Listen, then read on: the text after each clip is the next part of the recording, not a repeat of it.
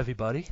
This is the H that E to the A to the D, Anthony Walker here at your service, for another episode of the Wrestling Matters podcast. The 31st episode, ladies and gentlemen. Hope you enjoyed last episode. The little Halloween special that I did. Well, Halloween-ish. Anyway. The little Halloween intro at the beginning of it as well, which I thought was hilarious. But yeah, we're going to continue on this time. We're going to talk about TNA. We're going to talk about Smackdown. We're going to talk any other views in the world of professional wrestling. And also I'm going to talk about Hell in a Cell and Monday Night Raw. However, I'm going to do that with a guest. That's right. You may know this guest from Axel's Analysis on YouTube and Podomatic. Every week he talks about NXT. Every week one week he might talk about the indie wrestling as well, because indie wrestling's where it's at, ladies and gentlemen. And there's some good shit on the indie scenes.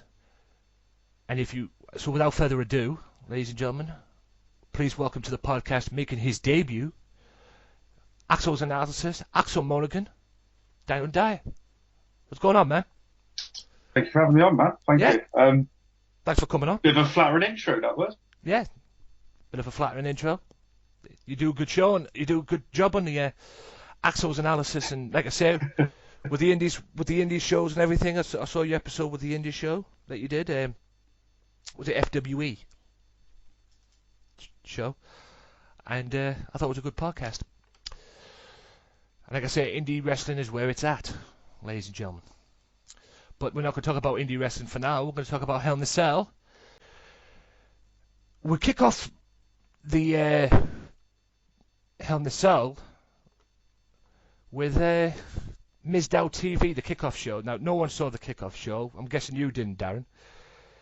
No. So the kickoff show had Mizdow TV with the Miz, yawn, and Mark Henry beating up Bo Dallas, defeating Bo Dallas. Now, the Mark Henry Bo Dallas thing must have been thrown in at the last minute, because that never got promoted. The Mizdow TV thing got promoted, but for the kickoff show, that never got promoted. The Bo Dallas match never got promoted, which was very unusual for me. But hey, I could watch more. I don't know about you, but I could watch Bo Dallas getting beaten up every day of the week. Like I say, more on Bo Dallas later on. But I was going to say, like with Bo's NXT work, it was really good. But since he's been on the main roster, yeah, like you say, you could watch him get his ass kicked every night and wouldn't care a jot.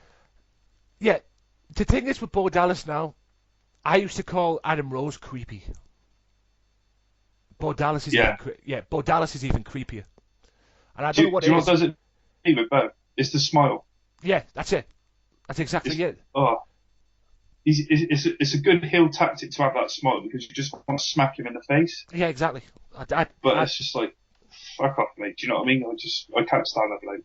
Yeah, and what is with? I mean, how can you take someone so seriously when his finishing move was made famous by a diva? Or Spike Dudley. Oh yeah, that was more Trish. Yeah, it was more Trish Stratus. Oh yeah, although Spike did have that move, but he did it. He used to use an RKO kind of move to it. Yeah.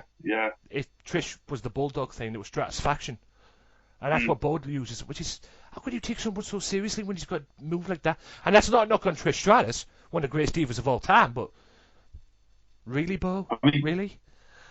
There was a time in NXT when Bo was using the double underhook DDT, but obviously Ambrose has since started using that move, so they wouldn't want another guy to use it as well. Yeah.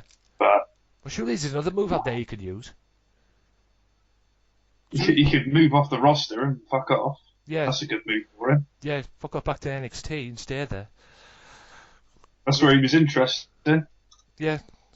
Maybe he'll be interested again if he goes back there. It's just bullshit with Bo. Like I say, more on Bo Dallas later on. Bullshit. Yeah, bullshit indeed. To kick off the pay-per-view was a 2 out of 3 falls match for the Intercontinental Championship. Now, I don't know about you, but this was a beautiful way to start the pay-per-view. Great match between the two, like you knew it would be. But the surprising thing for me, I don't know about you, Darren, but the surprising thing for me was Dolph Ziggler getting 2 straight falls.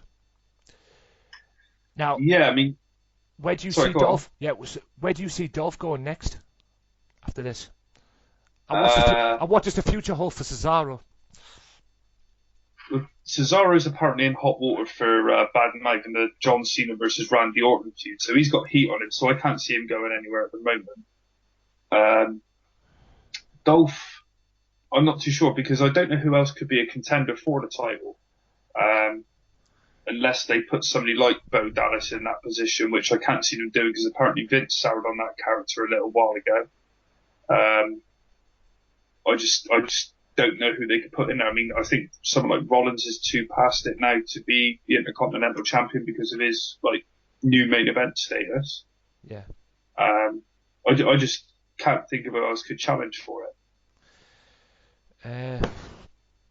Maybe a Mark Henry, something like that. Maybe I don't know. I was thinking more Jack Swagger. I mean, That's a good shout. I think they'd have some really good matches. Yeah, I might have changed, maybe changing having this babyface faces babyface match, because it seems that, I mean, like I said this on the last podcast when Vicky was on. You know, maybe Jack Swagger's now a babyface because maybe they're setting up a future match between him and Wade Barrett. Yeah. Wade Barrett's on the verge of coming back, and last time I checked, Jack Swagger put Wade Barrett on the shelf. So. Unless they use Bad News for the like to go up against Dolph, because obviously he said whoever's holding the title, I'm coming for it when I come back. Yeah, maybe they'll have him drop the belt to Bad News, and then after the races they can go with him and Jack Swagger if they go down. I think they could have a good WrestleMania match. Yeah, Swagger and Barrett. So. And it's a perfect match, to be honest with you, because like I say, I mean, Jack Swagger was the reason Bad News is on the shelf again. Yeah, I mean, Jack always works better with bigger guys as well. I mean, like, he had a brilliant IC title match with Biggie. I think it was the Elimination Chamber pay-per-view. Yes. And Barrett, he can wrestle with anybody. I mean, he can have a great match with Daniel Bryan, and he can have a great match with Sheamus. Yeah, he should be world champion, to be honest with you. But that's just me. He should have been a long time ago, but yeah, I agree. Yeah. There was three people in the WWE that should have been world champion: Dolph Ziggler, Cody Rhodes, Bad News Barrett, Wade Barrett. Well, they fucked Cody Rhodes up as well, didn't they? Yeah, one of them has been a world champion, Dolph Ziggler, and one of them should be a world champion, but is on the shelf, unfortunately, and one of them is still in the tag team division. Dressing up like his big brother. Although that is WWE gold. I mean, I can't help but like the Stardust gimmick. I've always said the Stardust gimmick is gold. What I don't like is the way they portray him. I mean, have you seen his wife's video blogs on WWE's YouTube page? No, I can't say I have. There was one on there, right? We all know Cody's married to Eden. Is it Eden? Yeah. Right. There was one video blog on there where she was in the kitchen with Cody. They didn't show Cody's face. They cut Cody's face off. They had like the camera down to stop him. They kept the camera on Eden, but they had the camera down. They didn't like show Cody's face at all. And I'm like, we know who it is, for God's sake. We know who plays Stardust. Just that logic. But yeah, Cody should be world champion. Yeah. But we'll have agreed. But we have to wait. We have to wait for that a little bit longer. At least one of the three became world champion. That was Dolph Ziggler. Yeah. Next match. I don't know about this match. For me, although I will admit it was good for what it was, as much as it pains me to say it. Nikki Bella versus Brie Bella. Loser must become the winner's personal assistant. What do you think of this match? I thought it was a decent fight, to be honest with you. I mean, Nikki, she's a fucking bitch, isn't she? Yes. Like, she's vicious. She was vicious. Like, she drove Brie's head into her knee, and it looked really fucking like she really gave her some.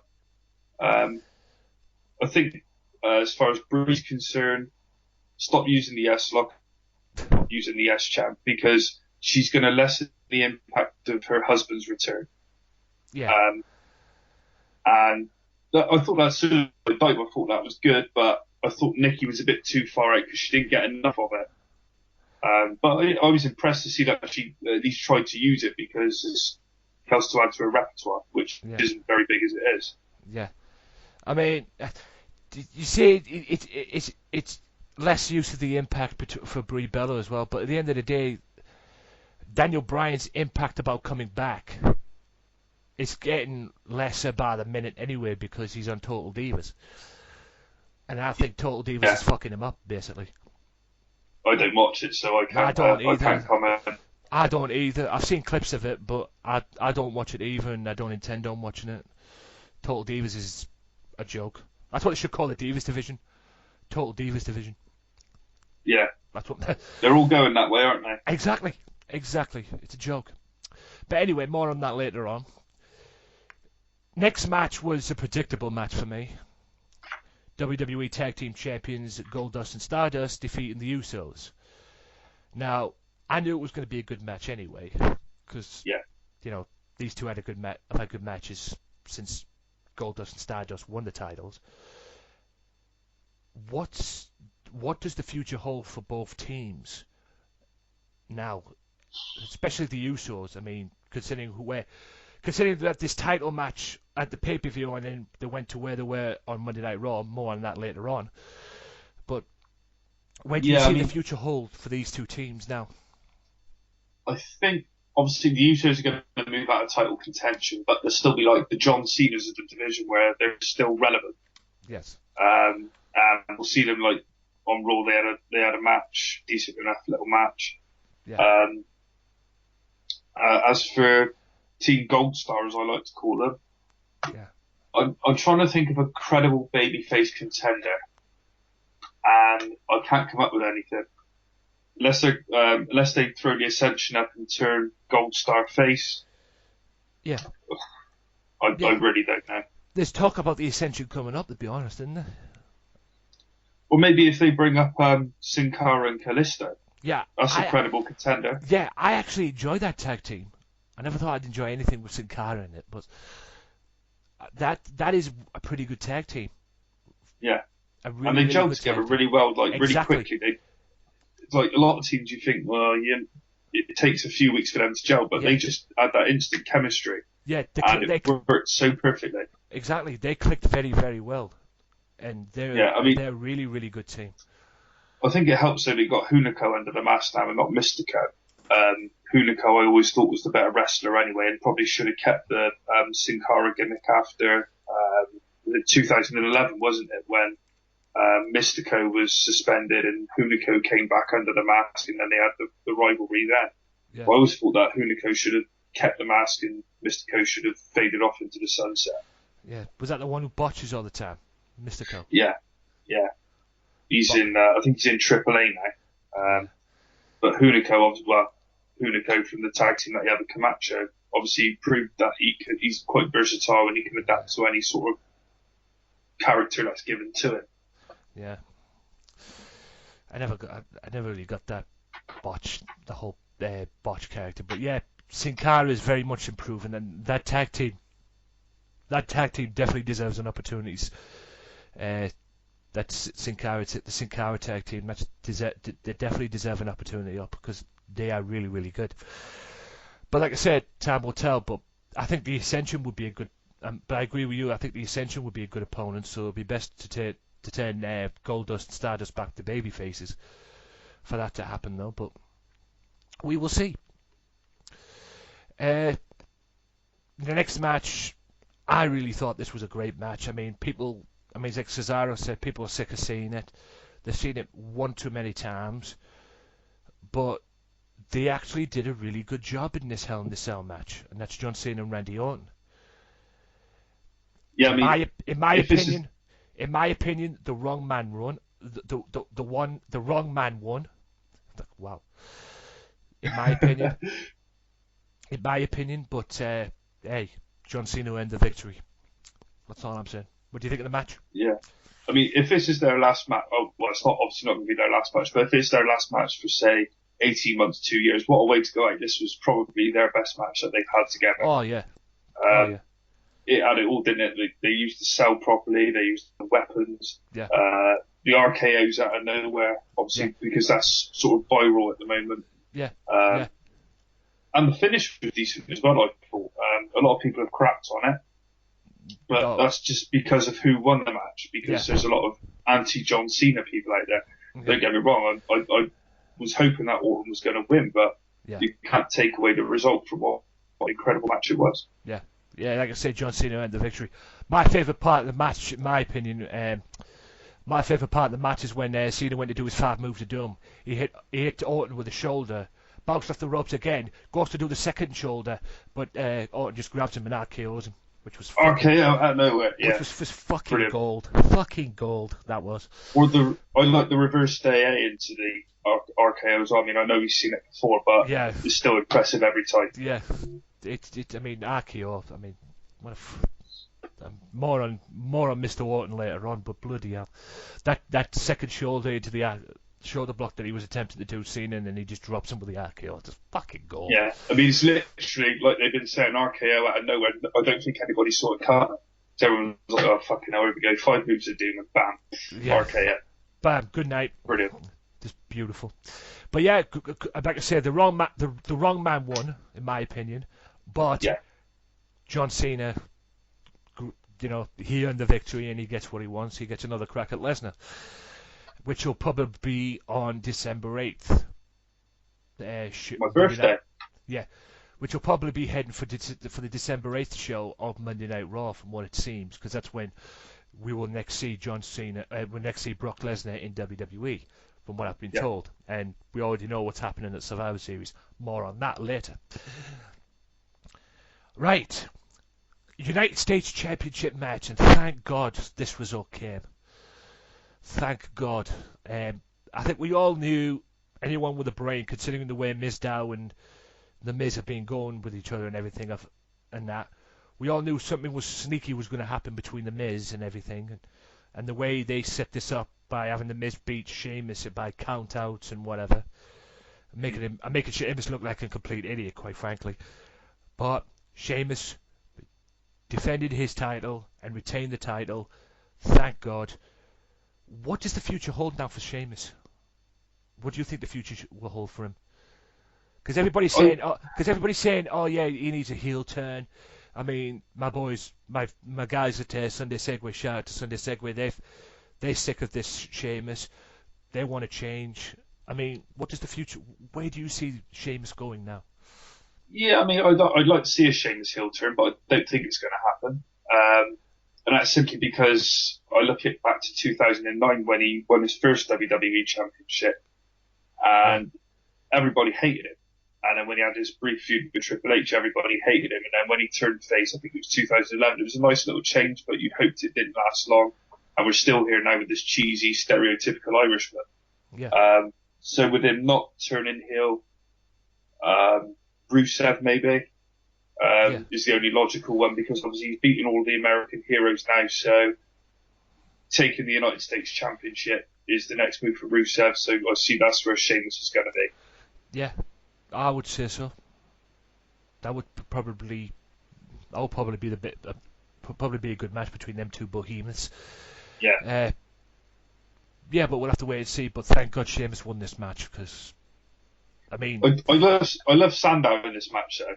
I mean, it's the first time, because I don't generally watch Raw, SmackDown, pay-per-views, etc. because I sort of tend to fall out of love with the main roster every now and then. But I thought Sandow was brilliant, the way he was sort of his characteristics on the outside of the ring, where he was falling over when Miz was falling over, and the post-match stuff as well when Sheamus held up Miz and he was doing the YMCA. Now that was funny. That was hilarious. That was funny. That was brilliant.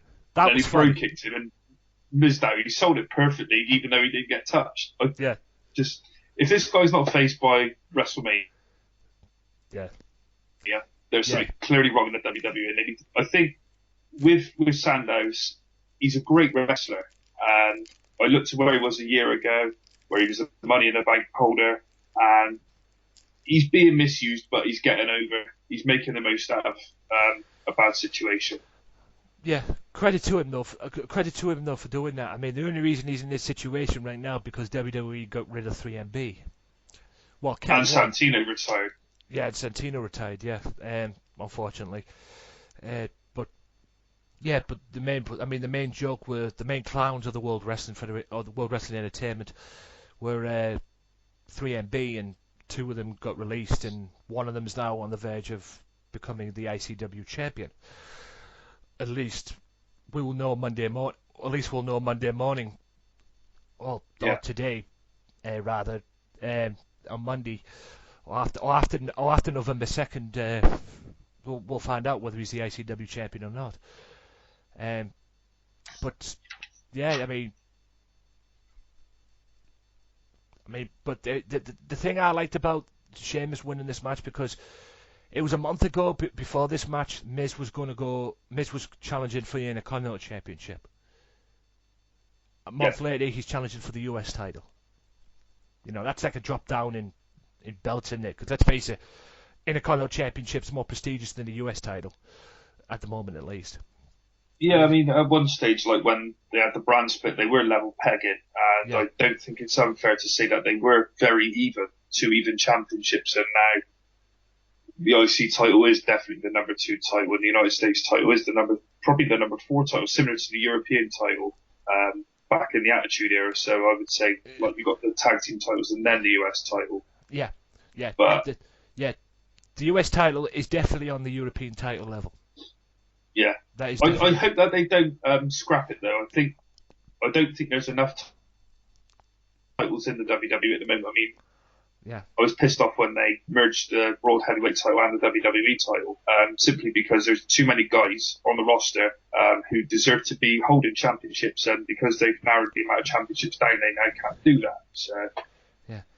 I hope they don't get rid. I hope they don't get rid of this US title. I want to see the US title stay around, but I just think they need to improve it. Yeah, agreed. That's all they need to do. That's all they need to do, just improve it. Yeah. Right, speaking of Rusev, next match was Rusev and Big Show. Now, this was another predictable match for me, because I saw this coming. Another carbon copy of what happened with Rusev and Mark Henry. At some point during this match, did you think, when Mark Henry came down, I don't know about you, but I thought the heel turn was going to take place here. Yeah, I did. As soon as Henry came down, I just thought, well, he's going to do something to either distract him. Big Show, or he's going to take him out, or whatever.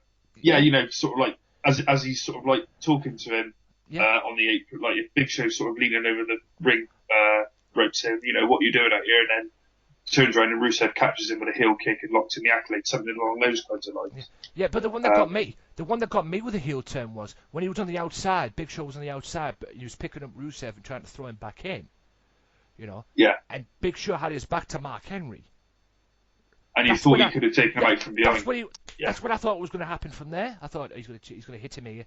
Mark Henry's going to hit him here, and then boom. But it didn't happen, unfortunately. And then the next thing, Mark Henry gets up on the apron. Rusev kicks him off, and it's like a carbon copy ending of what happened with the Mark Henry match. Yeah. He passed out. Didn't submit, didn't tap out, he passed out.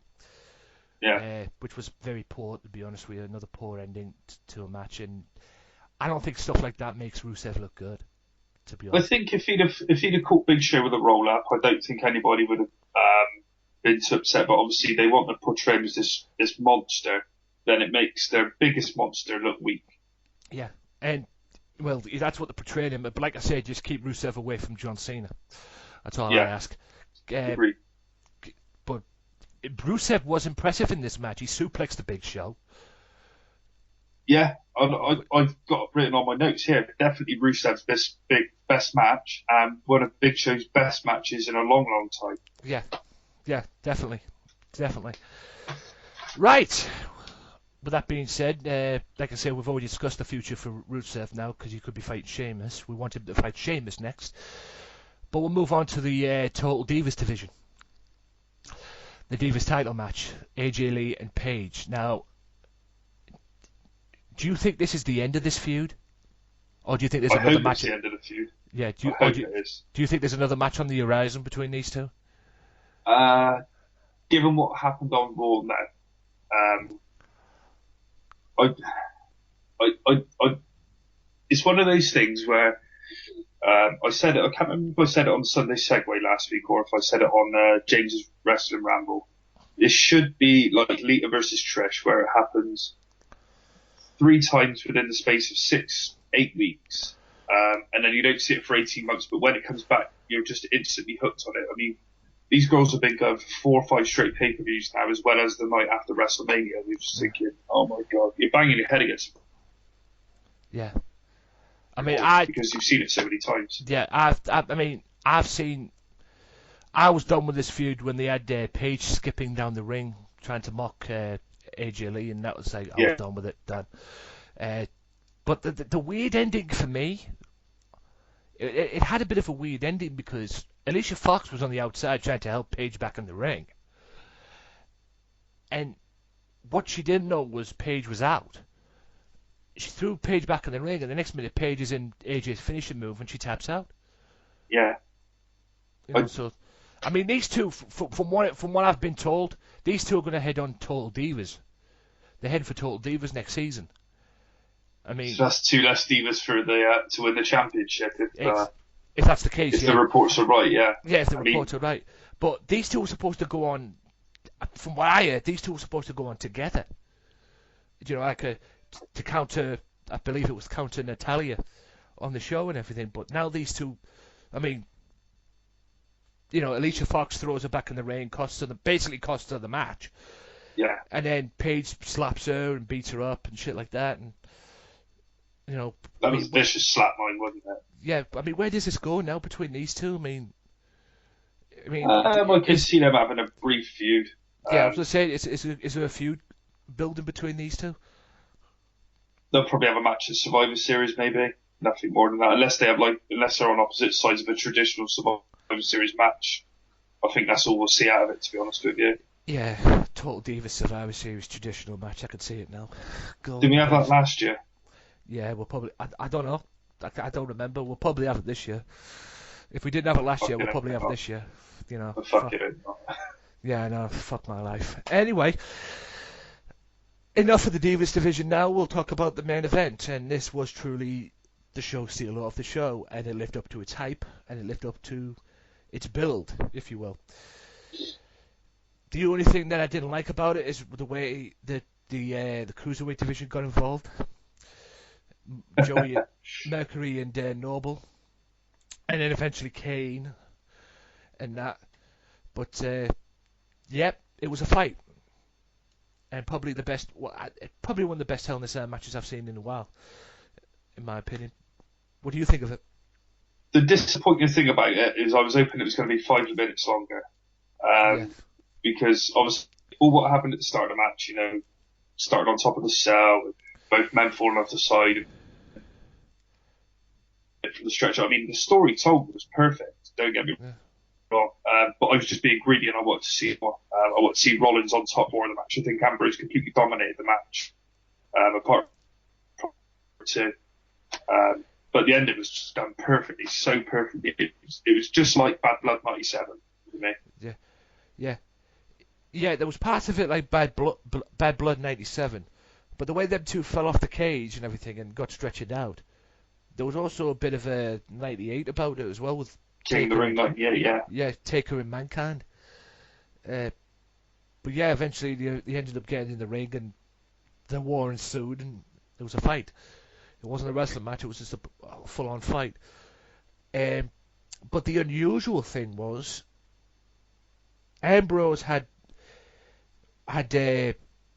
Rollins beat, but the lights went out.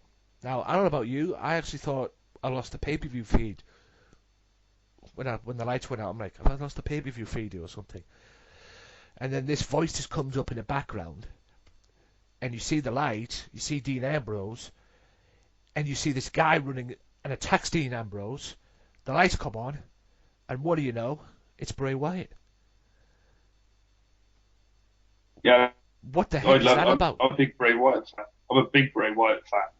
Oh, I am too. And just seeing the way that was done. Again, remind me of Bad Blood 97 when he came in. Lights went out, he came down to the ring, tombstone the Undertaker, and bam. Yeah. Obviously, that set off a great feud, and hopefully a great feud is. Yeah. The one disappointing thing for me was that he didn't use his finisher until after. He didn't use the Sister Abigail until after the match, so I thought it made Ambrose look a bit weak when Rollins pinned him after. It's like that rock bottom type of move that he uses in there. Yeah. I thought that made Ambrose look a little bit weak, but it's a feud to definitely look forward to. I mean, the promos are just going to be off the charts. Yeah. Yeah, it's just. I mean, the lunatic. I mean, I'm thinking about it now. I mean, more on promos later on, because we'll talk about Raw in a second. But yeah, I mean, it's got the makings of another epic feud between, well, for Dean Ambrose at least. What will happen after it? What will happen? We'll have to wait and see. And again, it's like WWE. It's what WWE is going to do. How they're going to book this? How they're going to use this? And where will this match end up? Will it be Royal Rumble? Will it be WrestleMania? I would see more WrestleMania for this match, to be honest. But this is WWE we're talking I'd like about. to see it at Mania. Yeah. I listened to some radio interviews with Bray Wyatt a few months back. I think it was just before SummerSlam, and they asked him, who would you most like to feud with on the main roster? And he said Dean Ambrose, because they had some incredible matches in FCW. I think it must have been when he was under the Husky Harris guys. I'm not too sure, but yeah, I'd love to see it. I'd love to see if the matches are as good as what Bray said in these interviews. Love to see it. Yeah. Oh, it's happening. But let's just hope WWE book it right. Well, hopefully. I mean, hopefully they let both guys have a lot of creative control, because their minds are so switched on to the business. I mean, obviously, Bray grew up around the business, being the son of IRS. Yeah. He writes his own promos anyway, and I think Ambrose should be trusted to write his own promos. He's got a very good business mind for wrestling. Yeah. And he's dating your favourite person in NXT as well, Miss Renee Young. Miss Renee Young. Renee Young, yeah. But anyway, moving on from Renee Young. Anyway, what do you think of the pay-per-view? What was your rating on the pay-per-view? I'll give it an 8.5. I'll give it an 8.5. I thought it was that good. Yep, I'll give it an 8.5 too. There was a few dodgy bits about it. I would have given it a 9, but there was a few dodgy bits about it and that. But yeah, it just didn't work. But yeah, 8.5 it is for me too. Okay, ladies and gentlemen, we're going to leave it there for this. We're going to take a quick commercial break, and then after this commercial break, or ad, or whatever the heck you want to call it, we'll be back with the Raw main talking points. So stay tuned after this. Peace.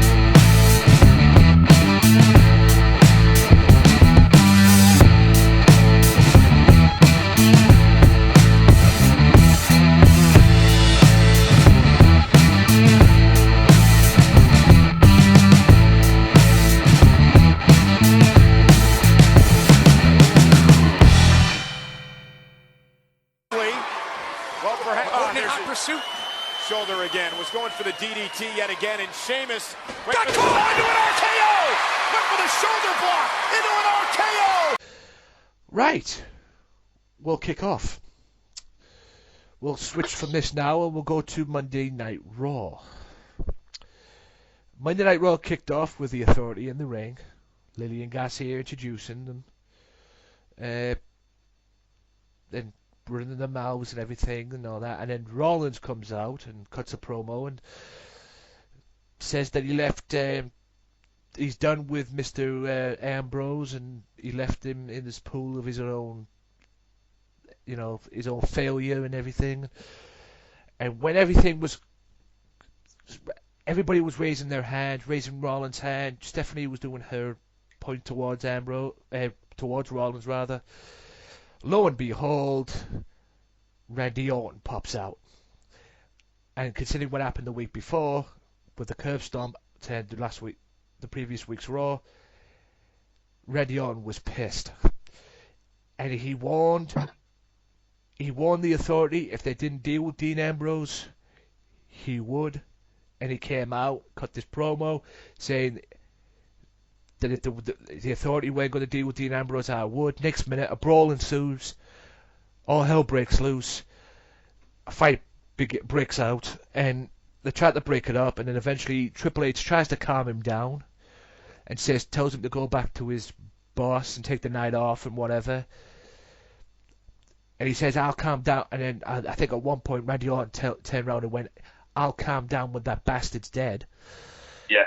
And then everybody was calming down. And it seemed that Triple H was getting through to Orton. And then, out of nowhere, gets shoved out the way. Boom. RKO. That was it. I don't know about you, but that was a beautiful way to start Raw.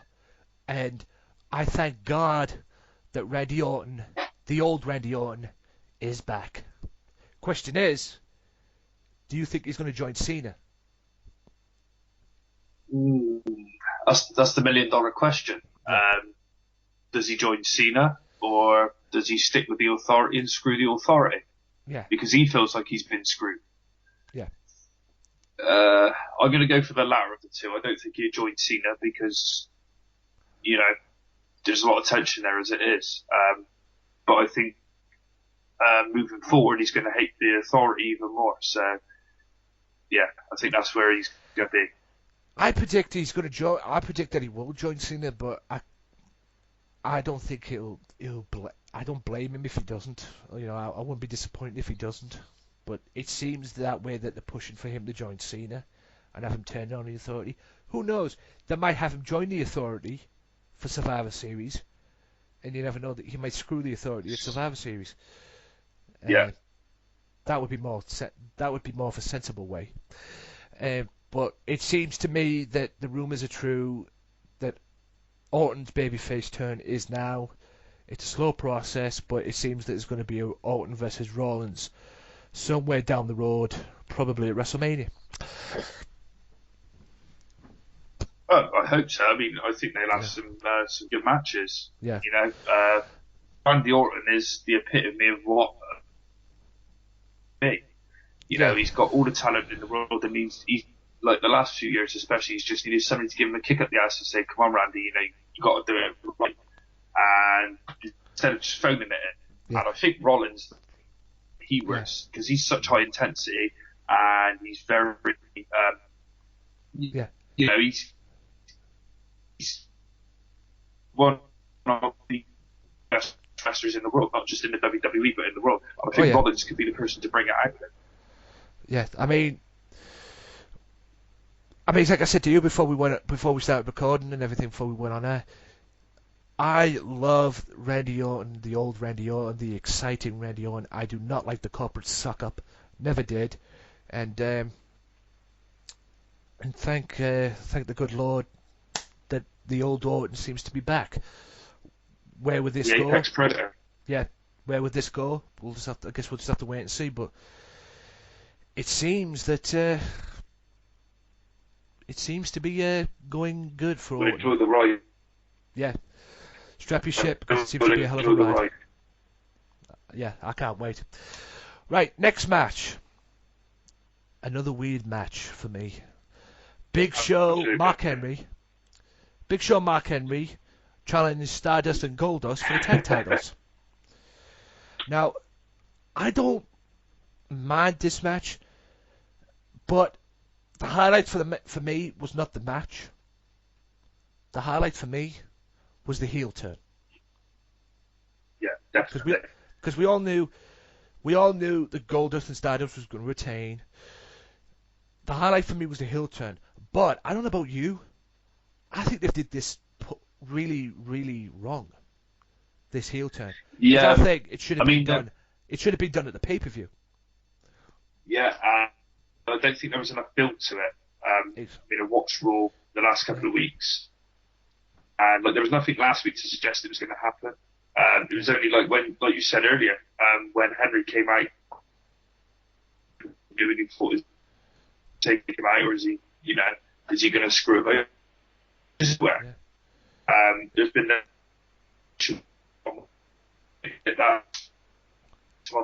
touch I can think of. Yeah. So don't get me wrong, I love Mark Henry as a heel. 2011 for me, CM Punk was the superstar of the year, I believe, but he should have been the number 2 behind him because he was just that good when he kicks off the Hall of Pain. But it's another one. I think we're going to enjoy the ride with Mark as a heel. Yeah. Big Show versus Mark Henry. What will that do? Where will that go? They had some good matches back in 2011. The Vengeance match with the ring collapse, and they had a chairs match at TLC. So again, I think we're going to see matches. Yeah, but like I say, it depends on the way WWE books it. Yeah. Right. Back from the break, Renee Young catches up with Mark Henry. He says Big Show is jealous of him. Do you agree with that? You know that promo? No, it seems to be more on Mark than it was on Big Show. I don't think Big Show had anything to be jealous about. He just sort of tagged himself into the match. That's the only tension that we know about is the slap on the back in the tag team. Yeah. What Big Show's got to be jealous? Yeah. That's all I don't know. Yeah, that promo made no sense to me, but hey, it's what it was. Roman Reigns. I mean, if go on. Sorry, no, I was going to say if they build the feud and actually sort of tell a story of why Big Show's jealous, then it'll work. But at the moment, it's just very confusing. Yeah, it is very confusing. Let's hope it improves. Right. Definitely. A video package came up, and it was an interview with Roman Reigns. Now, he said when he comes back that his number one target is Seth Rollins. So it seems that Randy Orton is not the only problem for Seth Rollins, because it seems that Mr. Rollins will have to deal with the Hound when he returns. If that's the case, where do you see the match happening, and how do you see this match happening? It all depends which way we're going to do it. I mean, I think we'll see Rollins against one of the pay-per-view before WrestleMania, which isn't apparently going to be the Elimination Chamber. I don't know what they're going to call it. And I think we'll see the other one at WrestleMania. I prefer it because obviously Roman's supposed to be getting this big push to win a title at WrestleMania, so I think you get it the pay-per-view beforehand, and then Randy will get Rollins at WrestleMania. Yeah. Can you see this at the Royal Rumble? Like a grudge match? No, because I see Roman winning the Royal Rumble. Oh, so yeah. Well, they've had two. He's had they put two matches in there before. I mean, yeah, but I just think back to this year when they said they didn't want Daniel Bryan working two matches at the pay-per-view. I mean, I know they tend to think that we don't remember those kinds of things, but guess what, we do. Yeah, we're not stupid, WWE. We are wrestling fans for a reason, you know. Morons. Exactly. Anyway, but yeah, it'll be interesting to see what happens there. Now, I think Rollins could bring the best out of Reigns as well, because we've not really seen the best of Reigns. He seems very limited in the ring, but I think Rollins could, if he's not going to bring out the best of him, at least make him look good. Yeah. I think we've seen the best out of Reigns when he beat Randy Orton at SummerSlam. I didn't watch the show. Because that was when I fell out of love. Yeah, I thought that was epic. But anyway, we'll just have to wait and see on that one. Right, we came back from another another commercial break, I believe it was, and then we entered the Divas title match. Alicia Fox and AJ Lee. Oh boy. Did we see this twice last week? Yes, that's what I was thinking. This one, Paige is on color commentary. Apparently Paige still called her bestie, Alicia her bestie. Oh boy.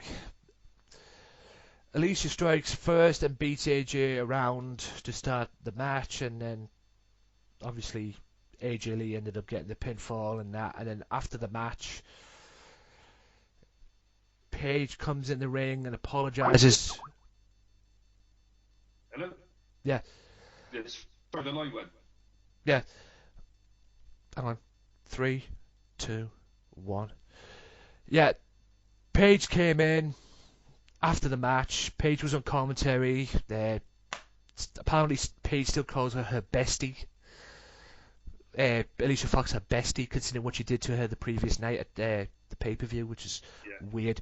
I mean, this is all weird for me. But after the match, AJ Lee gets the victory, as we knew she would. And then Paige comes in, tries to apologize to Alicia. Paige offers Alicia something, but kicks her in the gut, and carbon copy of what happened the previous night. And then Alicia went out. They both went out on the outside, and then Paige starts ramming Alicia's head into the barricade. Jerry Lawler gets up and saves, well, at least steps in to stop it from happening, and then one thing leads to another. It just goes into that. I mean, what are they doing with the Divas division, and what they're doing with the Divas is mind-boggling, because I can't watch the Divas division. No, it's awkward, isn't it? It is. It's very awkward. You've got Alicia, who's improved a hell of a lot over the last couple of years, and is now a very good wrestler. And you've got Paige, who is probably the best, apart from Natalya. Yeah. Oh, she's the best diva on the roster. Best natural wrestler they've got. And they're both a laughing stock. I mean, Paige is this weird lesbian. Yeah. And Alicia Fox is a psycho bitch. Yeah. And who the fuck thinks this makes good view for TV? It's obviously Vince McMahon. Yeah. And Kevin Dunn. Yeah. Everyone knows my opinions on Kevin Dunn. Everybody knows my opinions on Kevin Dunn. Yeah. He's a prick. Mr. Producer extraordinaire, all of a sudden has some stroke. Yeah. People start listening to him and everything. I mean, wow. When the fuck did he start being a booker or something? He's a fucking producer who sits in the truck of TV shows and produces and edits and whatever, TV shows and that. And now it's all of a sudden, according to Dirt Sheets, people start listening to what he has to say. But because of for fuck's sake, Vince McMahon has the cleanest asshole in America. Yes. And if you don't believe me, ask Jim Cornette. Apparently, Kevin Dunn's father or somebody, a member of Kevin Dunn's family, saved some videotapes, and that's why Kevin Dunn's got a job there for life. So Kevin won't be leaving anytime soon, unfortunately. Maybe they find a tape of Macho Man sleeping with Steph. Yeah, it's just stupid. But anyway, I can't stand Kevin Dunn, so fuck you, Kevin Dunn.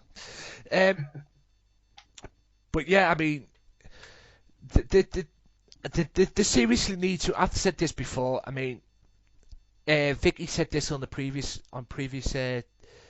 episode 29. My concern for the Divas division is the NXT girls coming up. Yeah. Charlotte, Sasha Banks, and whoever else is down there. The best bet for them, in my view, and I totally agree with what Vicky said, stay in NXT. Yeah. Because you're not coming up to a Divas division, you're coming up to a fucking joke. It's a circus, isn't it? It's a circus. I mean, you've got Sasha Banks, who for me, you know, she's 22 or 23 years old, Yeah. and she's improving week by week. Yeah. As easily one of the best wrestlers, not only in the WWE but not in NXT but in the WWE. And every week I look forward to watching Sasha Banks, and I think, well, what the fuck are they going to do with her when they bring her up to the main? They get her onto Total Divas and they'll make a joke out of her. Yeah. And if you do come up, girls, stay the fuck away from Total Divas, like Darren said. Because if you're going on Total Divas, you ain't getting shit. And from what I've read on Dirt Sheets, apparently Charlotte has already made it clear that she wants a piece of AJ Lee. She wants that title. I'd love to see that. Charlotte's the future of the Divas division. Definitely. What's left of the Divas division anyway. Because at the moment right now, the Divas division is an absolute awkward joke. And it's a shame. It's just a total shame. Right, John Cena came out to a mixed reaction, of course. Came out, talked about his match with his upcoming match, and he earned the right to face Brock Lesnar. Tries to get a pop from the crowd about San Antonio Spurs, and that, which he did. And then as he's running his mouth and talks about Brock Lesnar and talks about his future and everything, Stephanie McMahon music hits and Stephanie comes out. And now Stephanie, did they honestly think that John Cena, this is Superman we're talking about, by the way, the Superman of WWE at least, did they honestly think that John Cena was going to join the Authority? Really? It's never going to happen, is it? Exactly. They come out, and they asked. I mean, first Stephanie comes out, and asks him to join the Authority, and then John Cena remotely turns her down, and then Triple H comes out. I think Triple H asked him again, but then makes a match between Team Cena and Team Authority at Survivor Series. Now, more on that in a minute, but like I said, going back to what I said, did they honestly think that John Cena was going to join the Authority? Didn't they try recruiting him a few months back? Yeah. And it didn't work. So if he didn't join them, why is he going to change his mind now? Exactly. And and what is he? And what they try to build him up to? I mean, what is he? Randy Orton's replacement or something? He's the squeaky clean guy. They know he's the Hulk Hogan. He's not the Stone Cold, is he? He's the Hulk Hogan. He's the Bob Backlund. And he's never going to stray away from that, is he? Unless you get some sort of newer version of the NWO, like Hogan joined in WCW, it's not going to happen. Yeah, look up on Google. They must think we're completely fucking stupid to even suggest that it's going to happen. Yeah. And I feel sorry for the 5-year-old kids who are supporting John Cena in the audience, because at the end of the day, they don't want to see their hero try and get manipulated by some bitch. Yeah, exactly. I mean, this whole Authority thing's a joke, if you ask me. I mean, seeing Kane in that suit, fucking hell. You know, bring back the big red. My favourite part of the promo was when Stephanie came out when her music hit, and John Cena just looked down the ramp like somebody pissed on his Christmas tree. Exactly. I thought it was just like, you fucking what? It was golden. Yes, it? Yeah. That was fucking beautiful. He was like, what the fuck? Just like, his jaw just dropped and was like, what the fuck? Exactly. It was just fucking great. I mean, and people say that John Cena's not funny. At times he can be funny. Yeah. He just like funny there's promos. There's a time and a place for his comedy. There's a time and a place for it, and it's not usually the right time or place. Yeah. Yeah, but that was just fucking gold. But what do you say? I mean, if you had to pick, you know, because obviously it's going to be WWE booking that's going to be picking the Team Cena team. If you had to pick who would be on Team Cena, who would you pick? Well, when Triple H said about finding someone to stand up against the Authority, the first person I thought of was Dolph Ziggler, because he's always been like outside, like off screen. He's always been quite outspoken about things. So I'll definitely have Dolph on there any day of the week. the other three, it's a bit of a difficult one because John Cena doesn't have allies. He doesn't have friends, does he, as such? No. Maybe somebody like a Big E, something like that, just to give him something to do for the pay-per-view. But he's not been on screen in properly in ages. Yeah, but if you count the appearances that he made on main event and that, he's made a few appearances on that. He hasn't been on Raw for a while, like. But I don't know. There's no sort of standout candidates, is there? Maybe Jack Swagger. No. Yeah, I mean, yeah, more on Ryback later on. But yeah, I mean, the thing is for me, the only people I could see, I mean, Dolph Ziggler being one. The only person I could see joining that Team Cena is Randy Orton. To be honest, I mean, considering the direction he's going at the moment. But at the end of the day, it's 50-50 with Orton's situation. I mean, you could have Orton join Team Cena, or you could have Orton join Team Authority and have him screw the Authority at Survivor Series. It's a 50-50 situation, but I mean that's going to be a difficult one for me. I mean, it's going to be interesting to see what happens. Another candidate could be Usos, to give them something to do going into Survivor Series, and then maybe book it so that John's only got 4 guys going into Survivor Series, and the Authority's got 5, Randy Orton included. John says, and our 5th member, Randy Orton goes. His music goes off. Yeah. And that would get a good pop from the crowd, because that would work. Can you imagine the look? Yeah, Triple that H's would work. Face, like, what the fuck? Then Triple H maybe he's got to step into Orton's position to even up the numbers. Yeah, I mean Triple H should be in there anyway. To be honest, whether he will or not remains to be seen. But I think 2 of the names obviously speak for himself, like with Kane and Seth Rollins. Kane and Seth Rollins are in, no done deal. Other than that, maybe like a Luke Harper, maybe join the Authority. Yeah, that would help. Yeah, I'll tell you what. How about Dean Ambrose? Let's shut Dean Ambrose on Team Cena and put Bray Wyatt on Team Authority. Although I would like to see a one-on-one match. Don't get me wrong, I would like to see a one-on-one match between them, but that would help. The lesser of 2 evils. Which one do you want? Do you want the one-on-one match, or do you want something to build to the one-on-one match? Yeah, I would say let's have it build to the one-on-one match. Let's make this, let's make this a little bit more interesting. Let's not have a one-on-one match straight away. Let's build towards that. Let's put these 2 on, Ambrose on Team Cena, Bray Wyatt on Team Authority, and let's build towards a big epic. And then what they could do with Wyatt and match. Ambrose is do what they did like at the Elimination Chamber pay-per-view, where they both beat the shit out of each other, and like maybe it causes a double count out or a double disqualification or something like that. Yeah, I could see that happening.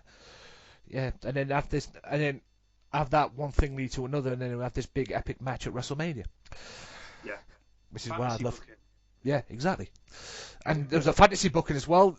I don't know if you saw it. I don't know if you guys saw it as well. You guys listening to this podcast, but Vicky Earls sent me a fantasy booking on a group page on Facebook, which you're a part of, Darren. I mean, it was this fantasy booking that she sent about Kurt Angle, because there's all these rumors about Kurt Angle wanting to come back, and he wants to come back part time and everything. But it was. I don't know. I'll try and leave it in the description in the YouTube if I can find it. It was the way they were booking, and they were booking him to come back in the Royal Rumble, leading in to him and Rusev at WrestleMania, which I thought was fucking beautiful, because Kurt Angle versus Rusev sounds a lot more appealing than The Rock versus Rusev. And then all these matches that he had with all these possible matches he could have in that year with Jack Swagger, Daniel Bryan, Cesaro. Oh, it was just so beautiful to read and everything, and it was just so beautifully done. But like I say, if I find out, I'll leave it in the description, and you can all read it for yourselves and everything. But it was so beautifully done. Right, what's the next match? Apparently, backstage, you talk about Dolph Ziggler. Dolph Ziggler's running around with his phone in his hand. Kane confronts him, and apparently they were seen as him talking to Dolph Ziggler, and Kane pulls him up about it and challenges him to a match, in which he obviously has no choice but to accept. So you might be on the horizon there of Dolph Ziggler being, involved into, the Team Cena situation, because later on in the evening, it ended up being Dolph Ziggler versus Kane. More on that later. Now, Hulk Hogan was next, or as he's now known as the WWE promotional tool. I mean, I could understand they want to promote this Susan Kerr and everything, and they want to find somebody, and Hogan's down with that, but for fuck's sake, give Hogan something good to do, please. I mean, all he is watching it. Yeah. I mean, I did feel awkward watching it because of the Susan Kerr thing, of the Susan Kerr, cancer thing and all that. That wasn't the awkward part. I feel awkward watching Hogan come out and be this promotional baggage for WWE. Whether it's WrestleMania, he comes out to promote that. If it's the big WWE Network, he comes out to promote that. He always has a segment on Raw when he's promoting something. I mean, can't you give him something else to do, WWE? Besides that, he should be the guy, he should be in somebody's corner, I think. Not necessarily like a John Cena, but like to an up and coming talent, not like a Dean Ambrose, but somebody who's who's struggling to get over maybe. Yeah. And you got Hogan in his corner to talk for him, cheer him on, similar to what Vicky did for Dolph Ziggler. Yeah. I've Hogan in like a manager kind of role, help building somebody's career up, there's all this talk, whether you agree with this or not, but there's all this talk about Hogan versus Cena somewhere down the road. Oh, God. Apparently Hogan's in secret training, whatever that means, to face John Cena because he wants one more. His knees and his hips are fucked though, aren't they? Yes. And his back. Yes. He can barely walk. Yeah. Mick I mean, the last time. Yeah. Exactly. Mick Foley does move better than him. And the last time Hogan was in the ring, he was in a street fight with Sting. And a Bound for Glory pay-per-view, and he didn't look good then. And they didn't make that into a wrestling match. They made that into a, that was basically a fight. Because that's what they had to do. Exactly. Yeah. I mean, if that's the case, then Hogan coming back to face Cena, then I could probably see that happening. But my concern is, can Hogan go? Can Hogan give Cena a good match? Because at the end of the day, if this is Hogan and Cena match is going to take place, Cena's going to be ending up carrying him through the whole match. Yeah, I mean, I'd be concerned for Hulk's well-being, to be honest with you. Yeah. He can't work that match. He can't work that match. Yeah. He can't work the a safest match. wrestler in the world, and he would not be able to work that match because of his injuries. Yeah. I mean, the best match he's had in his career, at least from what I've seen, I'm not talking about his prime, I'm talking about irrelevant to where he had his hip operations and everything, was against Shawn Michaels, I believe was in 05 at SummerSlam. I mean, that was probably his best match. All right, Shawn carried him through the match and everything, but Shawn made him look good in that match. Yeah. I mean, I don't think Cena could make him look good. I mean, one of my favourite Hulk matches has always been the one that he had with Vince McMahon at WrestleMania 19. Yeah, that was a good match as well. That's Vince McMahon can't wrestle in paper bag, and you've got Hogan, he was fucked with his knees and his hips, as I say. Yeah. They had an incredible match. Yeah. It was a street fight, but it was an incredible fight. It really was. Yeah. Yeah, that's what I said. That's the kind of matches. That's the kind of matches that he'll probably have to have. I mean, if he has this match with John Cena, this supposed possible match that he's rooting for, it'll have to be a street fight because he can't work a wrestling match with Cena, and Cena will have to carry the poor bastard through it. Which is then you can't have two squeaky clean guys, big fan favourites, if you will. I can see each other in a street fight. It doesn't make sense. Yeah. I can see Hogan turning though, bringing out the Hollywood Hogan. No, that I'd like to see. Definitely like to see that. Yeah, Hogan turning on Cena, Hollywood Hogan versus Cena at WrestleMania or something. If that happens, I'm all for that. Because I don't think Cena could hang with. I mean, all right, Hogan. I mean, Hogan, wrestling-wise, can't wrestle a match, but let's face it, Hollywood Hogan was one of the dirtiest wrestlers back in the day. And I don't think Cena would have his hands full with Hollywood Hogan. Hulk Hogan, but Hollywood Hogan, then it might be a different matter because, you know, the dirtiest player in the game was Ric Flair and all that, but Hogan is here. Exactly. He knows all the tricks in the trade. But, yeah, I mean, it's going to be interesting to see how that pans out. But, like I said, I mean, go back to what I was saying. Please stop making this guy a promotional tool for WWE. Yeah. Give him something decent to do. I mean, it's awkward watching him coming out and promoting this stuff and everything. To be honest with you, is it me or does he look like he doesn't like doing it? I don't know. I just get this vibe. I get this vibe that he doesn't like doing it. What's going in his back pocket at the end of the day? Money. Oh yeah, it's about the money. He does it for the money, no doubt. But what I want to know is why doesn't he have his little bag boy Jimmy Hart out with him for things like this? Yeah, that's what he should do. I mean, give Jimmy something to do as well. Jimmy Hart could sell that promo as well as Hulk.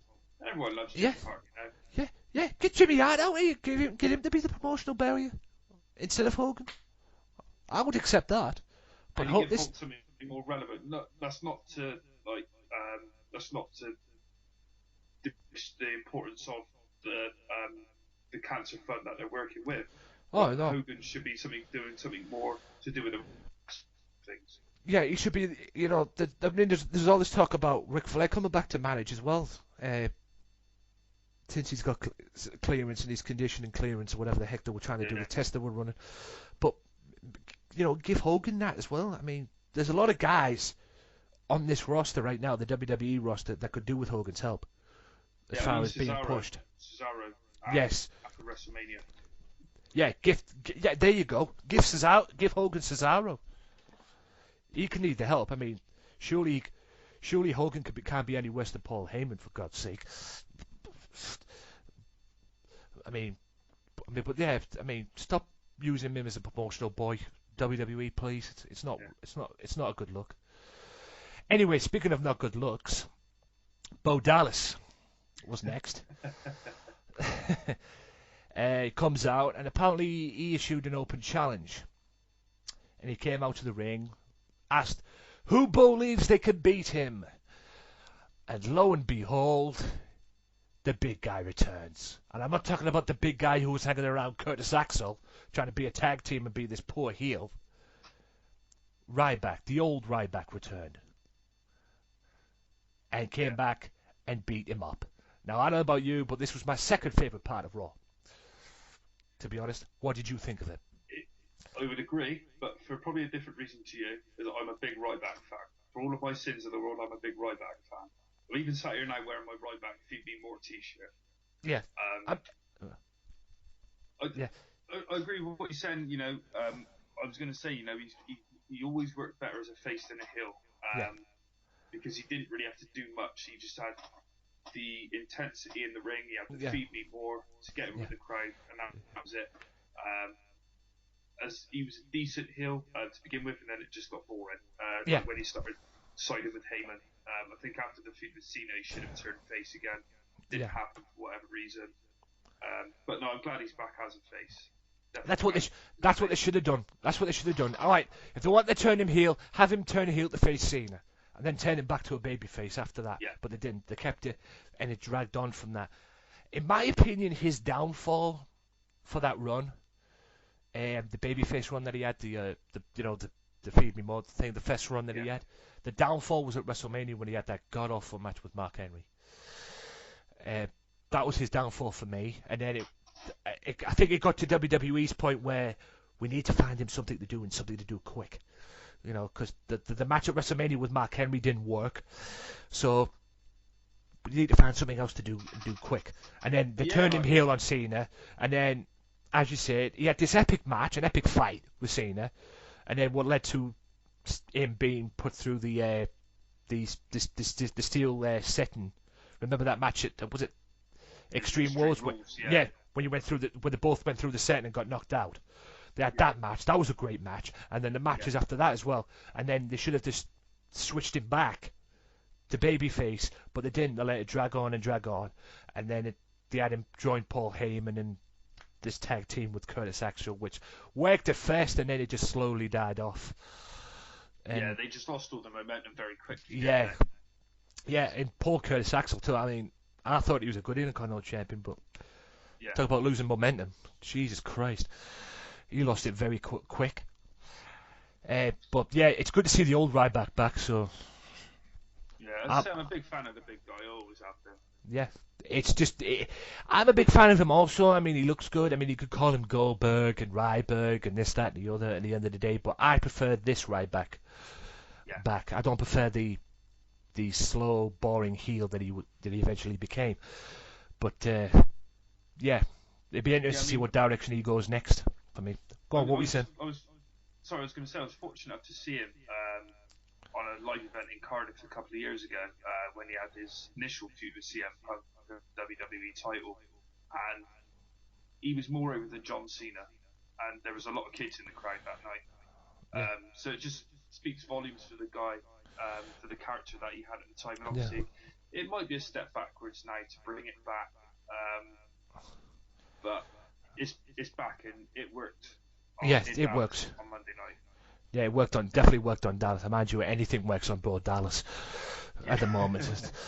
I mean, like I said, I could watch anybody beating him up. I mean, Mark Henry tore him apart after shockingly he won by count out on one episode of Raw, and then Mark Henry attacks him backstage and nearly kills him. I mean, I could, like I say, I'm with Kenny on this. Kenny from Sunday Segway. I could watch Bo Dallas getting beaten up every freaking week for me. It's fine with me. I mean, you can make that into a pay-per-view, and I'd buy the pay-per-view. Anyway, Cesaro, Dean Ambrose was the next match. Now, this match never even got off because back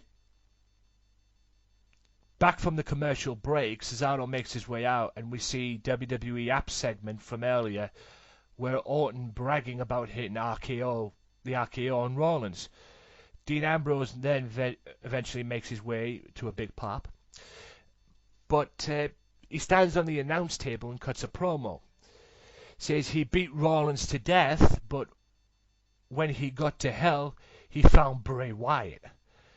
He doesn't care how Wyatt did or what he did, and says you don't screw with Dean Ambrose. Fans chant Ambrose's name, and then all of a sudden Dean Ambrose snaps, from what it seems, goes in the ring, and starts beating the tar out of Cesaro with the microphone.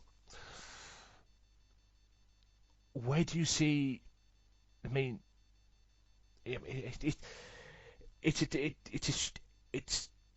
I mean, after that as well, the whole Bray Wyatt came up on the Titantron with the promo, and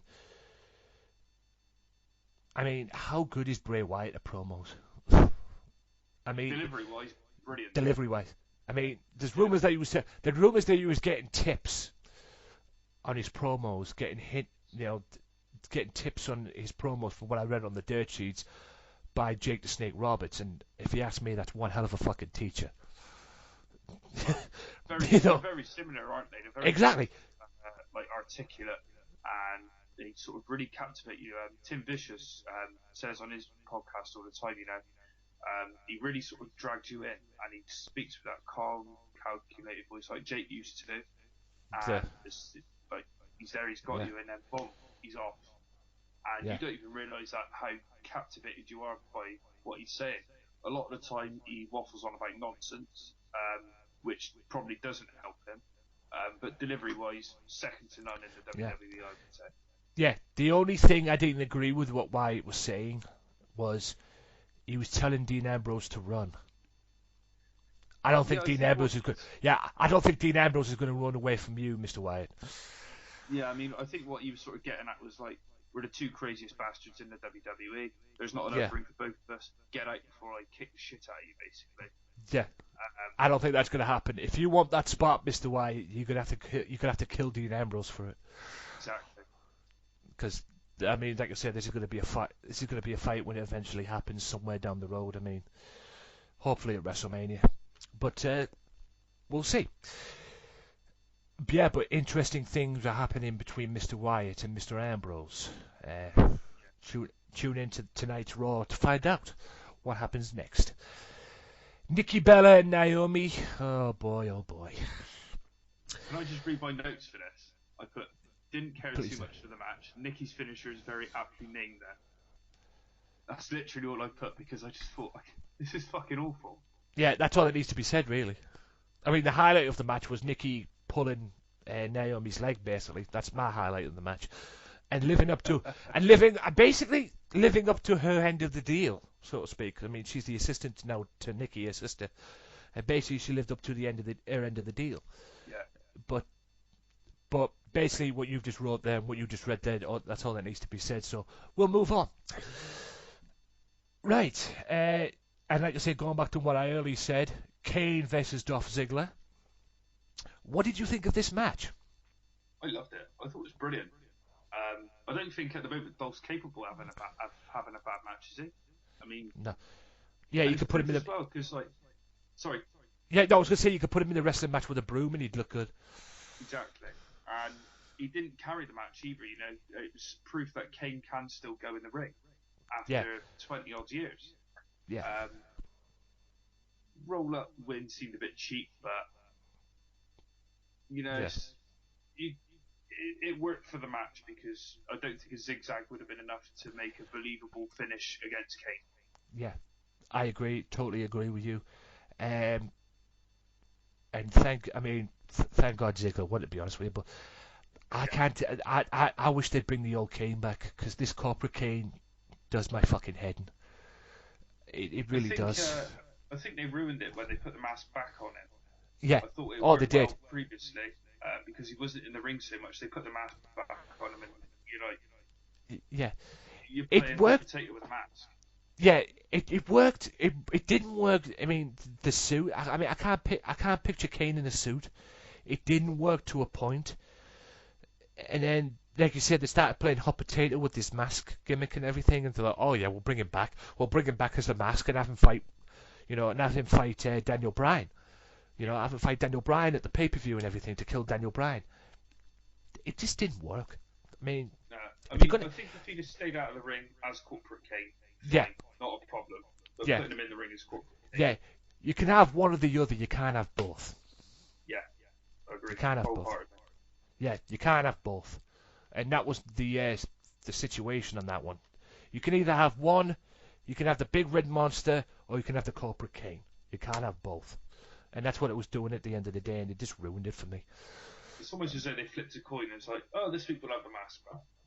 Heads will have the mask, tails will stay corporate. Yeah.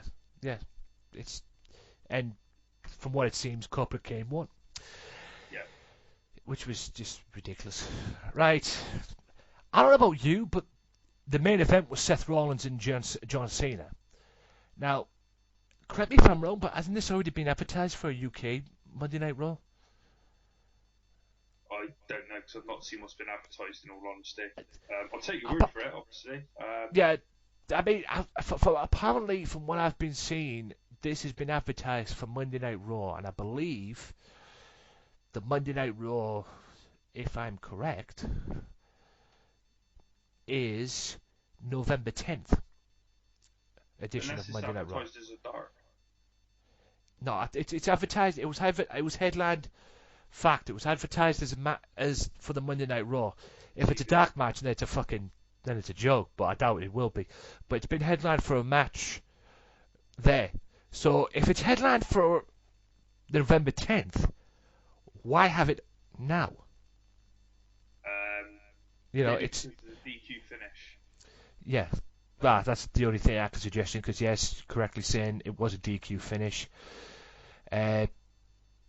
Cena drops Rollins on his head with a tornado DDT, and then the cronies come in and all hell breaks loose after that. And after the bell, Rollins and Kane beat up Cena until Ziggler makes a save, returning the favour from what happened earlier on in the night when Rollins got involved in the Ziggler match, and then Cena comes down and saves Ziggler, and then which leads to Cena versus Rollins, and then obviously Ziggler comes down, tries to make the save and everything. But what I didn't get, right, was this big brawl that ensued with the entire locker room coming down. Yeah. I mean, No, I agree. what was the point in that?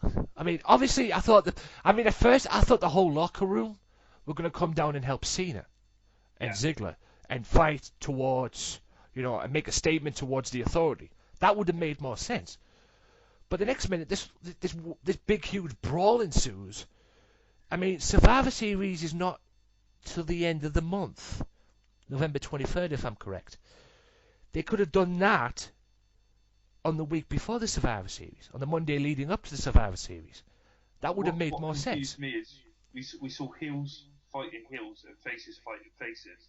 Yeah, Surely the heels would be more inclined to side with the Authority if this is what they were sort of getting at, and the faces would be more inclined to side with Cena. So surely you wouldn't see. I think we see something like Jack Swagger and Big E or something like that. That didn't make any sense. Yeah, it just fucked it all up. It was just a total fuck up. It was just one big huge fuck up ending and a very confusing ending. Go on. What I find even more awkward is that they were still brawling on the ramp after everything had gone on. And John Cena, he hit an AA to Bo Dallas and he hit one 2 weeks later, and his music's playing, and there's people still fighting. Yeah. It just made no sense. Yeah, a poor way to go off air Monday night, in my opinion. Yeah. I thought if they were going to end with the brawl, finish the show with the brawl going up, like what they used to do back in sort of the early 2000s. Yeah. And then finish it off on the network or on the app or whatever, and then show it on SmackDown like they normally do with things that happen on Raw. Yeah, it just totally made no sense to me. I mean, if they were going to do this, like I say, I mean, I agree with what you're saying, but this would have been better off done the week leading into Survivor Series. Yeah. Which is November 23rd. It just made no sense at all. No, I'm sorry, November 26th, I would think.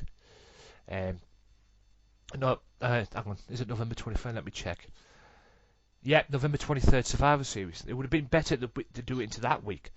But, like I say, just an awkward, confusing way to end Monday Night Raw, if you ask me. And it made no sense whatsoever. So, with that being said, what is your rating of this? Overall, I really enjoyed it, so I've given it a 7. 7 out of 10. I gave it a 6.5 for me. And it was a good Raw, but it was the ending that let it down. Yeah, I mean, the two sort of, the semi-main event and the main event was what brought my rating up, because those two matches were brilliant. Especially the Cena and Rollins match. Cena's proved time and time again, people who are pure wrestlers like Dolph Ziggler, Daniel Bryan, CM Punk, so on and so forth, they can wrestle with them. Yeah. And obviously, Seth Rollins has joined that elite list now. Yeah. So that sort of helped bring the rating up for me.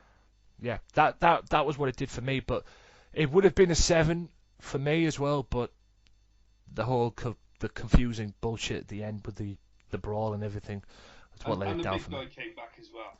Yeah. And it's good to see the old Ryback himself. The old Ryback came back as well. Yeah. So yours is a 7. Yeah, yours is a 7. Mine's a 6.5. Like I say, the brawl let it down for me, but hey, it's still a good rating nonetheless. And that is the end of the Hell in a Cell and the Monday Night Raw talk. And that is the end of this segment as well. So, Mr. Darren Dyer, Axel's analysis leader, thank you so much for coming on the show. We're going to end it there. We're going to go to a break.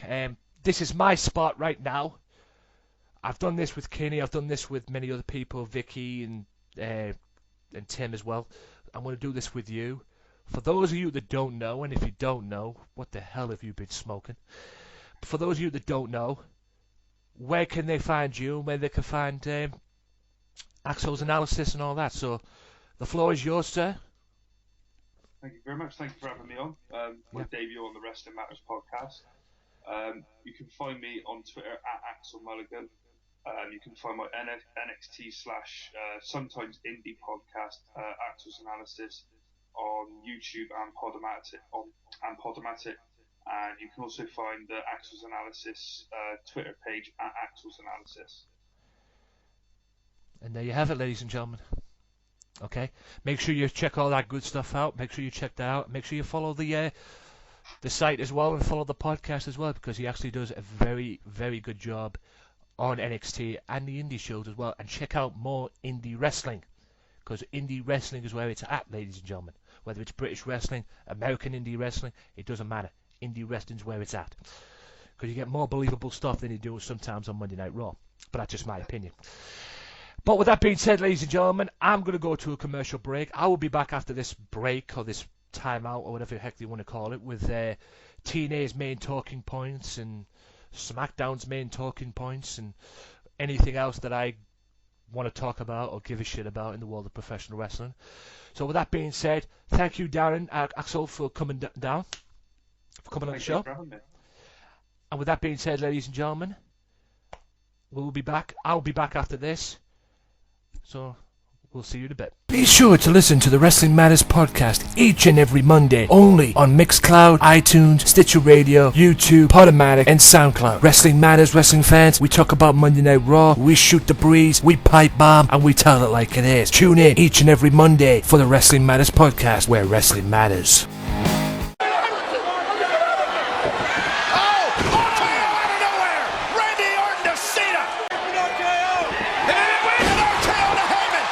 Welcome back to the Wrestling Matters podcast, ladies and gentlemen. Big thank you to Axel Mulligan there, Darren Dyer, for being a guest on the show there. I really enjoyed that. And now we're going to move on to TNA's main talking points. Now, obviously the main talking point, there's obviously a tournament going on, and we're into the semi-finals of this tag team tournament, and it contests of MVP and Kenny King versus Low Ki and Samoa Joe, which Kenny King and MVP lost.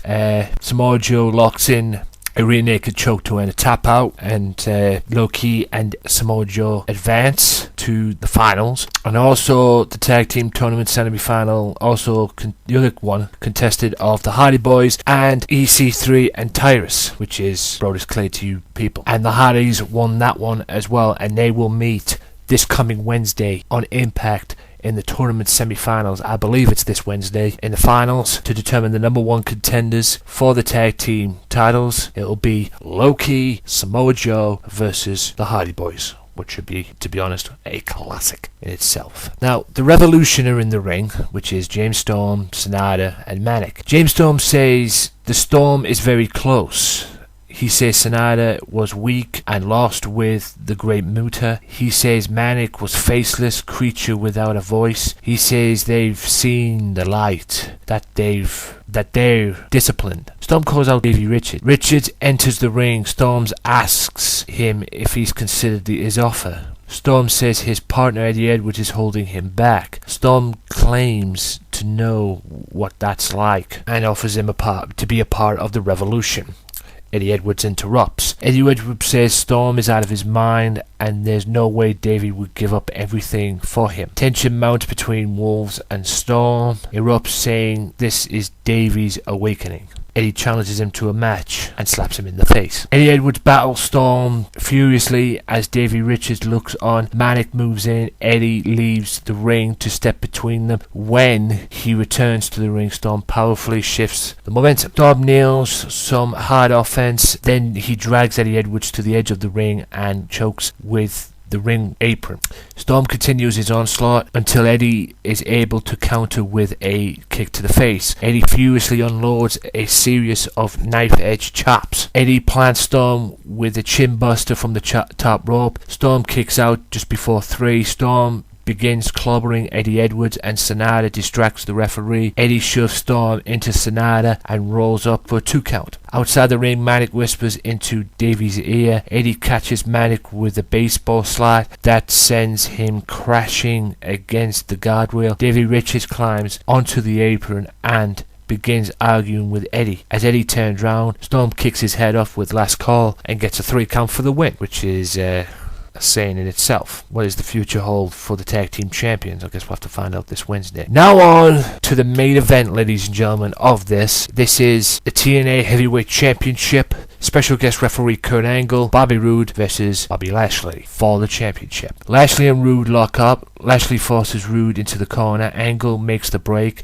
Roode catches Lashley with a chop, and they two have to have a stare down. Lashley grabs Roode and powers him to the mat, then drives him hard into the corner. Roode fights back with a series of rights and back-to-back clotheslines. Lashley powers back, pounds Roode's face with some serious shots. Roode counters a clothesline attempt with a crossface, but Lashley reaches the bottom rope with ease. The action spills to the arena floor, and Roode drives Lashley's face into the guardrail. Lashley comes back with a powerful sidewalk slam on the outside. He rolls Roode back into the ring and locks in the torture rack that turns into a body drop. Lashley scores with a spine buster, and he's in total control. Roode somehow manages to get his boot up into Lashley's face. Roode follows up with a neck breaker and a spine buster of his own. Roode hesitates in pain for a moment, but gets the 2 count. Lashley powers out. He drives Roode into the mat with a huge spine buster. Roode kicks out just before 3. Lashley inadvertently hits Angle with a massive clothesline, then takes Roode down again. By the time Angle comes around, Roode is able to kick out again just before 3. Roode dodges a spear. Roode dodges another spear, but Lashley connects with Angle. Lashley rolls to the outside. Roode leaps from the apron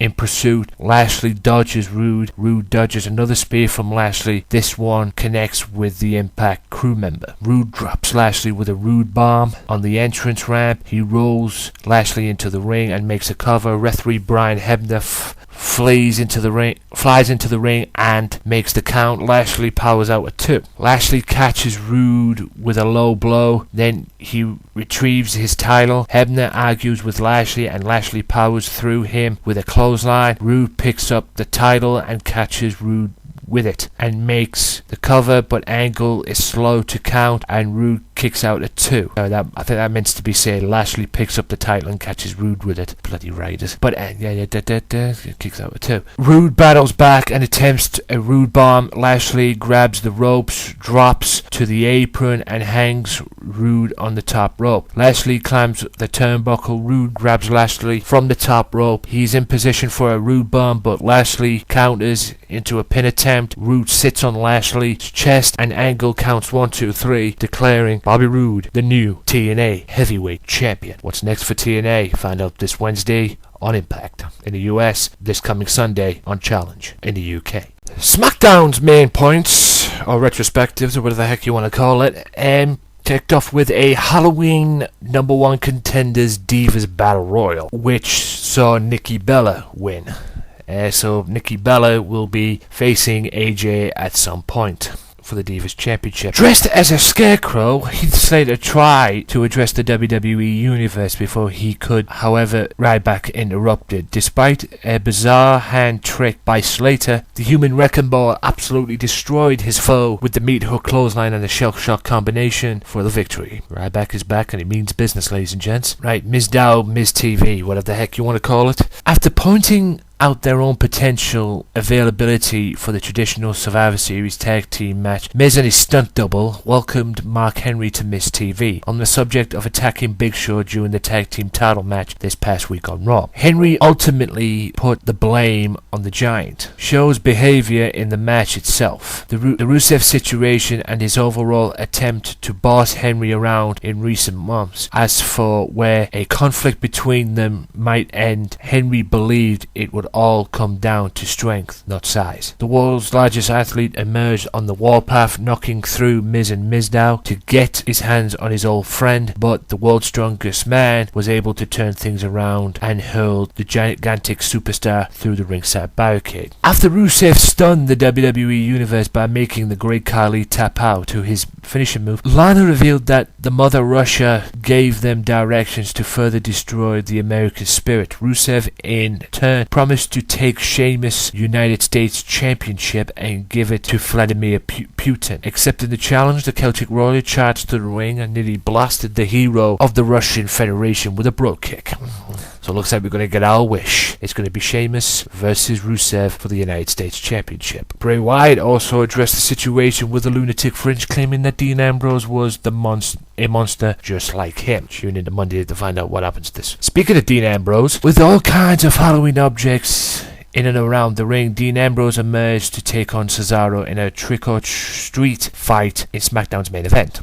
The out-of-control match stretched both inside and outside the ring, utilized the chair, tables, announce table, candy corn, kendo sticks, and everything else you could throw at them, even a witch's broom. In the end, Ambrose regained supreme by putting a jack-o'-lantern on his opponent's head and delivering the double hundo DDT, which is Dirty Deeds. After the win, he repeated the move one more time for good measure. Tune into WWE this week to find out what happens next. And with that being said, ladies and gentlemen, I will be back after this quick commercial or the quick promo with views and opinions in the world of wrestling. What does Randy Orton think about his babyface turn? His upcoming babyface turn. Kevin Steen's new ring name in WWE, and a whole lot more. So stay tuned. Be sure to listen to the Sunday Segway Wrestling Podcast. What? Every Sunday with Kenny Killer and the Galdem Sugar Shugs. Yes! With all the news, views, and laughter that you want. They like jet airplanes. They like long limousines. Every Sunday, the Sunday Segway Wrestling Podcast on Podomatic, iTunes, and YouTube. So why don't you choke on that, slap nut? Get something to drink, relax, take the night off, Randy, all right? When the time is right, we will deal with this, but this is not the night. Emotions are too high. Hell in the cell is over with. We will move. RKO! Orton strikes! The Apex Predator strikes Rollins! Welcome back, ladies and gentlemen, to the final part of the Wrestling Matters podcast. Now we're going to talk about our views and opinions, like we always do. Ladies and gentlemen, we're going to talk about, first of all, Randy Orton commenting on his babyface turn. Now, he was asked on Twitter questions about a soon-to-be RKO Out of Nowhere t-shirt that he had made. He went straight to the merchandise with it, and they said they'll get back to him. And he said, don't get your hopes up. So whether that'll work or not, I don't know. But the main situation, or the main question that he was asked about the babyface term, he said, and it said, another fan wrote in, it said, apparently him turning babyface doesn't suit him. He replied back saying, amen to that. Now, don't get me wrong, it doesn't make no difference, Orton. Babyface, heel, you're still good, no matter what. It's just the corporate suck-up that you didn't suit. If you were like this as a heel during the authority, if you were the way you're going to be now during the authority, you wouldn't get no stick, at least.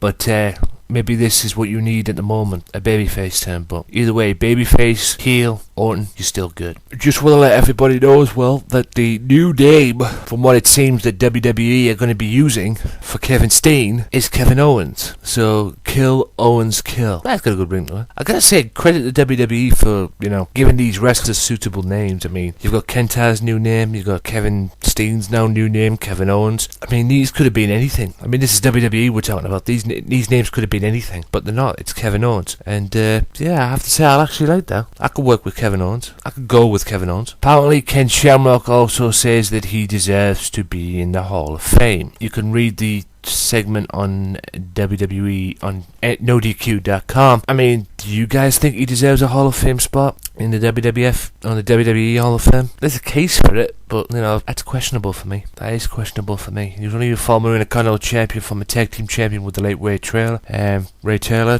what's his name? Bossman. But, I mean, that's questionable, that one, but we will see if he gets in. But, like I say, he's on the site saying that he deserves it. Apparently, WWE is also sold out of... Apparently, he says that WWE is also sold out of CM Punk merchandise. Are you sure they're sold out, or if you just took them off the shelf? Apparently, this Sunday, which is tonight, Alberto Del Rio is going to be talking to Wrestle Talk TV, which was yesterday, Wrestle Talk TV, and he said on Wrestle Talk TV, on Challenge TV in the United Kingdom, apparently he says that I don't need the WWE, they need me. Del Rio said that about WWE. They're going to continue doing what they are doing, and I'm going to continue what I'm doing. Just when you think it couldn't get interesting. And with that being said, ladies and gentlemen, I'm going to end it there for the Wrestling Matters Podcast, episode 31. Big thank you to Darren for being on the show, Axel Mulligan, and hope you guys have enjoyed it. Be sure to check it all out next week as well for episode 32. Also, a few quick promotions. EPW returns to Redcar November 14th, and they're at Liberties in Town November 16th in Middlesbrough and in Redcar. Also, in December, they return to the Longlands Club. They go to the Longlands Club, their social club in Middlesbrough, as well for a show December 13th. So be sure to check that out as well. EPWWrestling.co.uk, Facebook.com/EPW American Wrestling, and EPW Wrestling 1 on Twitter for any information, any further details as well, and ticket info as well. So be sure to check that out. But until then, my name is Anthony Walker. This has been episode 31 of the Wrestling Matters Podcast. Tune in next week for episode 32. Until then, peace out.